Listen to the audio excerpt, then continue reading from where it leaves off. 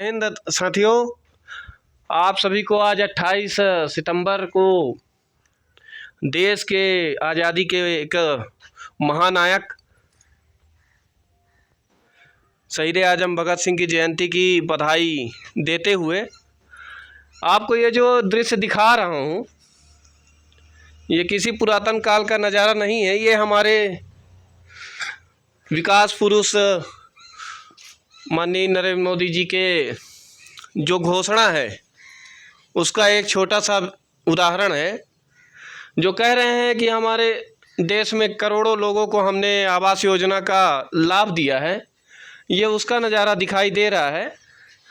ऐसे ही हम लोग निकल रहे थे। ये क्षेत्र आप सोच रहे होंगे कहाँ का है, ये मैं आपको सूचित करना चाहूँगा कि ये क्षेत्र है डोला नगर परिषद का, वार्ड नंबर 15 है। वार्ड नंबर 15 है ना ये? आपका नाम बताइएगा ज़रा। बाबूलाल पनिका। बाबूलाल पनिका जी, ये आपका निजी निवास है जी। कितने सालों से हैं आप यहाँ? यहाँ बहुत साल हो गए, कम से कम उधर बाप पुरखा था। अच्छा, पुश्तों से आप रह रहे हैं, है ना? आपकी पत्नी है ये? ये पैदाइश से अच्छा जी जी। तो अब मैं इसके बारे में आगे जानकारी देना चाहूँगा। अभी हम लोग यहाँ से निकल रहे थे तो अचानक से हमारी नज़र इस घर में पड़ी। क्या है, दावे बड़े बड़े हो रहे हैं, तो जब ऐसा नज़ारा हमको दिखा तो लाजमी होता है कि रुकना बनता है। यहाँ हम लोग डोला नगर परिषद के वार्ड नंबर 15 में हैं। बाबूलाल पनिका जी हैं, उनके परिवारजन हैं, इनके 4 बच्चे हैं। और ये वार्ड नंबर 15 जो डोला में है, ये क्षेत्र का सबसे अंतिम क्षेत्र वो। इसके बाद फिर ये जंगली क्षेत्र पड़ जाता है। बाबूलाल पनिका जी को जैसे उनके द्वारा अभी जानकारी दी गई है कि इनको ना तो आवास योजना का लाभ मिला है, सर्वे 2-2 बार 3-3 बार हो गया।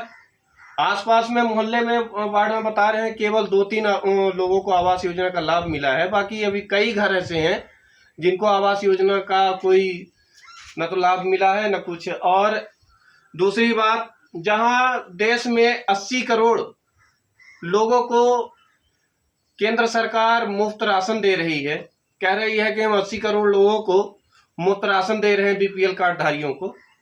क्या ये लोग गरीब नहीं हैं? आज तक इनका बीपीएल कार्ड नहीं बना है। अब इसमें कमी किसकी आ रही है? क्या वार्ड पार्षद की कमी आ रही है, या नगर परिषद अध्यक्ष की कमी आ रही है, सीएमओ की कमी आ रही है? ये कई बार बता रहे हैं, स्वयं ही बता रहे हैं कि हमने कई बार आवेदन दिया है मगर हमारा आवेदन रिजेक्ट हो जा रहा है। अब परिस्थितियां पूछने के बाद भी वो नहीं कर पाते हैं। किन कारणों से इनका बीपीएल कार्ड? क्या आपने आवेदन किया हुआ है कभी? कई बार आवेदन किया आपने। और यहाँ पीने की व्यवस्था क्या है? नहीं।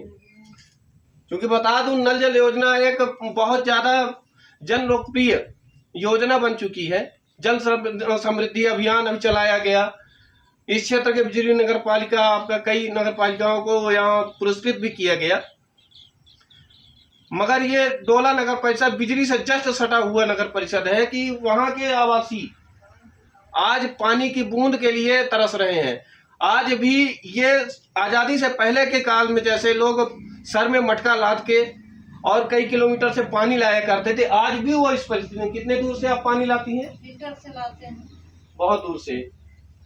कितनी समस्या जाती है आपको? और इसके बाद बिजली की व्यवस्था बताऊंगा। यहाँ पे ना तो कोई बिजली की पर्याप्त व्यवस्था है। जंगली क्षेत्र होने के कारण यहाँ ना तो स्ट्रीट लाइट है। आए दिन सांप काटने की दुर्घटना देखने को मिल रही है। अभी हाल में ही बिजली नगर पालिका के वार्ड नंबर 11 में एक परिस्थिति ऐसी हुई, एक छोटे से बच्चे को सांप ने काट दिया। पर्याप्त उसको उपचार न मिलने के कारण, डॉक्टर की लापरवाही के कारण उस बच्चे की जान चली गई। अभी वो जो भी प्रक्रिया है उसमें जारी है। अब क्या उसमें निर्णय आता है, क्या जांच में निकल के आता है रिपोर्ट में, वो बात अलग है। वर्तमान में हम इनको ये बताना चाहते हैं कि क्षेत्र अभी भी उसी सन 47 वाले काल में जी रहा है।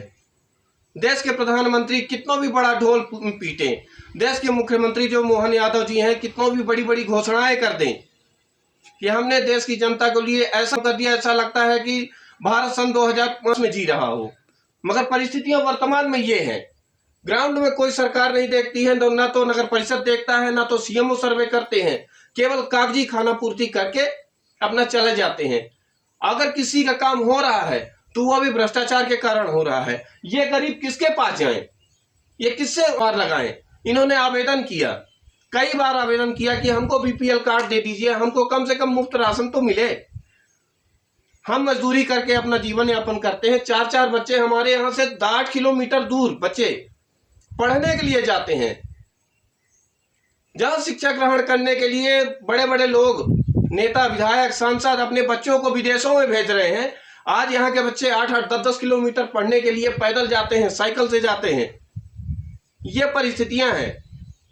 तो सरकार जनता को किधर ले जाना चाहती है? क्या केवल सरकार उद्योगपतियों के लिए जीना चाहती है?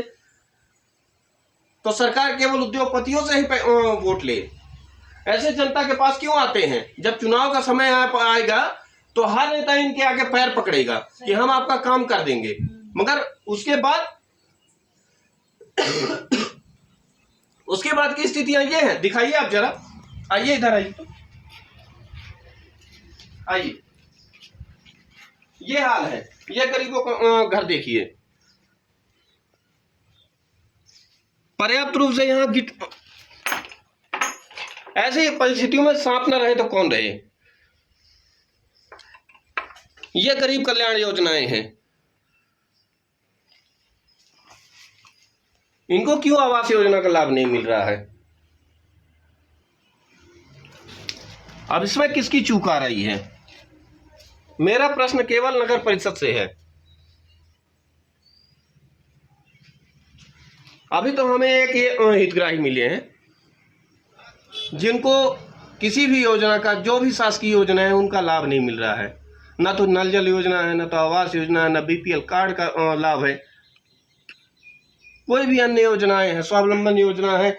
एक केंद्र सरकार ने अभी प्रधानमंत्री नरेंद्र मोदी जी ने बिहार चुनाव के दृष्टिकोण को रखते हुए महिला रोजगार योजना एक शुरू की है, जिसमें 10,000 रुपये महिलाओं को रोजगार करने के लिए दिया गया। क्या जहां चुनाव होगा केवल वहीं ये घोषणाएं होंगी? क्या ये महिला रोजगार के लिए लाभान्वित नहीं हो सकती हैं? क्या इनको जरूरत नहीं है रोजगार की? क्या ऐसे गरीबी में जीना? मेरा माननीय प्रधानमंत्री जी से निवेदन है कि केवल हर चीज को चुनाव को देख करके जनता को लाभ न दिया जाए। अगर आप महिला न दिया जाए, अगर आप महिला रोजगार योजना का अगर घोषणा कर रहे हैं तो पूरे देश में, क्योंकि आप एक राज्य के प्रधानमंत्री नहीं हैं, पूरे देश के प्रधानमंत्री हैं। अगर आपके द्वारा कोई घोषणा की जा रही है, वो पूरे देश में घोषणा लागू की जानी चाहिए, जिससे ऐसे गरीब लोग लाभान्वित हो सकें।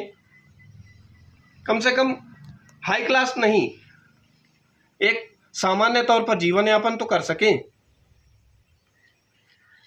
ऐसी जीवन शैली को आप क्या कहना चाहेंगे? इनका घर देख के हमको लगता है 3 साल हो गया, गैस का फार्म भरी। हाँ, आप बताइए, इनको उज्ज्वला योजना का लाभ नहीं मिला है? नहीं मिला, अभी उज्ज्वला नहीं मिला। फॉर्म आपने भरा हुआ है? हाँ, भरा हुआ है, नहीं मिला। क्या बताया जाए? अब परिषद की लापरवाही है या सीएमओ की लापरवाही है? पार्षद तो यहाँ कितने बार आपसे मिलने आते हैं साल में? बहुत मिलने आते। कभी आए हैं पार्षद आपसे मिलने? पूछने नहीं आए तुम्हारे यहाँ क्या घटा है, पूछने नहीं आते हैं। ऐसी परिस्थितियां हैं। जो हमारे साथ में बीत रहा है वो हम ही न जानेंगे, दूसरा थोड़ा जानेगा। कम से कम पूछना चाहिए क्या स्थिति में हो। राशन कार्ड नहीं बने तो हमारी कोशिश रहेगी कि परिषद जो भी शासकीय योजनाएं हैं, इन गरीबों को उनका लाभ दिलाए, इनको बीपीएल कार्ड कम से कम मुहैया कराए। राशन कार्ड एक व्यक्ति अच्छे तरीके से भोजन तो कर सके, यहाँ पाइपलाइन की व्यवस्था कराए। क्षेत्र में लोग पीने के पानी के लिए कहाँ कहाँ जा रहे हैं। 78-79 साल हो गए हमारे देश की आज़ादी को, मगर आज भी ऐसी परिस्थितियां हैं।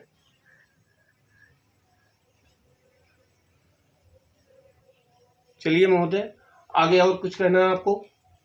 अब आगे अब क्या बताएं, अब तो देख तो लिए हैं आप। राशन हम कोशिश करेंगे आपको बहुत जल्दी से जल्दी हाँ। सारी योजनाएं राशन कार्ड ज्यादा कोशिश कीजिए आपको, क्योंकि आपके पार्षद से भी बात करेंगे, हाँ। हमारे अब स्थिति यही तो है, परिषद में भी योगी जाएंगे, उनसे चर्चा करेंगे कि क्या कारण है कि आपको इन सब योजनाओं का लाभ नहीं दिया जा रहा है। राशन कार्ड बनवा दीजिए। क्या केवल राजनीतिक लोग जो समर्थित रहेंगे या उनके दलाल होंगे जो उनके पिछलग्गू होंगे, उन्हीं बस को शासकीय योजनाओं का लाभ दिया जाएगा? बता तो रही हूँ, बहुत फार्म भरते भरते भरते भरते एकदम परेशान हो गए। और कोई कभी नहीं आते हैं, कोई अधिकारी कोई वगैरह कभी अधिकारी पूछने नहीं आते हैं। बस वोट के दफे आएंगे। जब वोट का समय आएगा तो वोट के दफे आएंगे बस। ए मौसी, बुलाइए बुलाइए उन्हें, मौसी आना। आइए। ये विषय है, अचानक हमारी नज़र पड़ी है, स्थितियों को देखते हुए हमें लगा हमें आपको भी दिखाना चाहिए। ऐसे 2-3 घर है इधर जो बना नहीं है, ये आवास आया नहीं है किसी का। बता रही 2 जन का आया बस है। वो भी आधा आधा काम बनता है, आधा बनता भी। पूरा कच्चा घर है। हाँ पूरा कच्चा घर है तो। आइए बाहर दिखाइए। पूरा कच्चा घर है। ये ऐसा जंगली क्षेत्र है।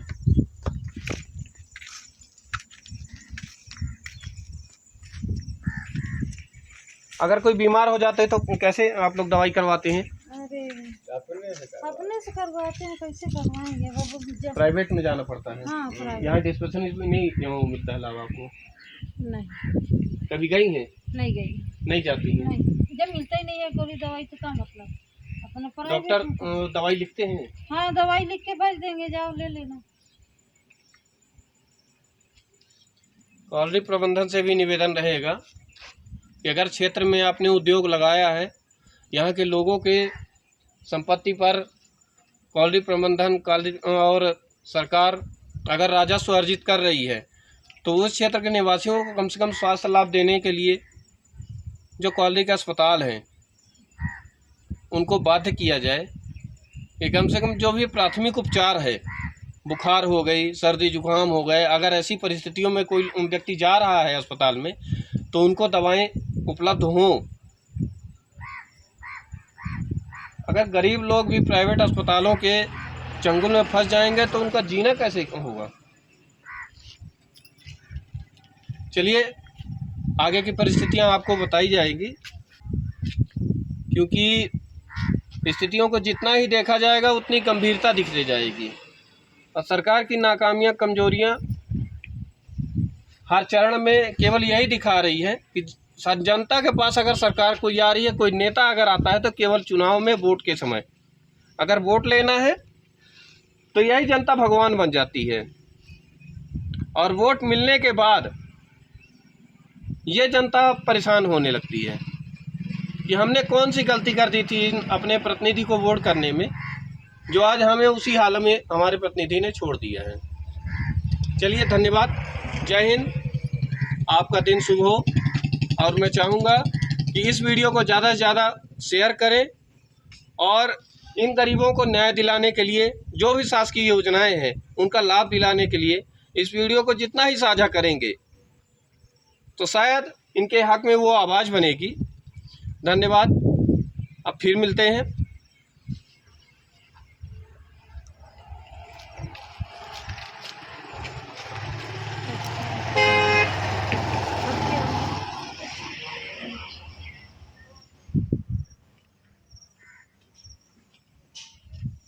बस पॉज कर दो।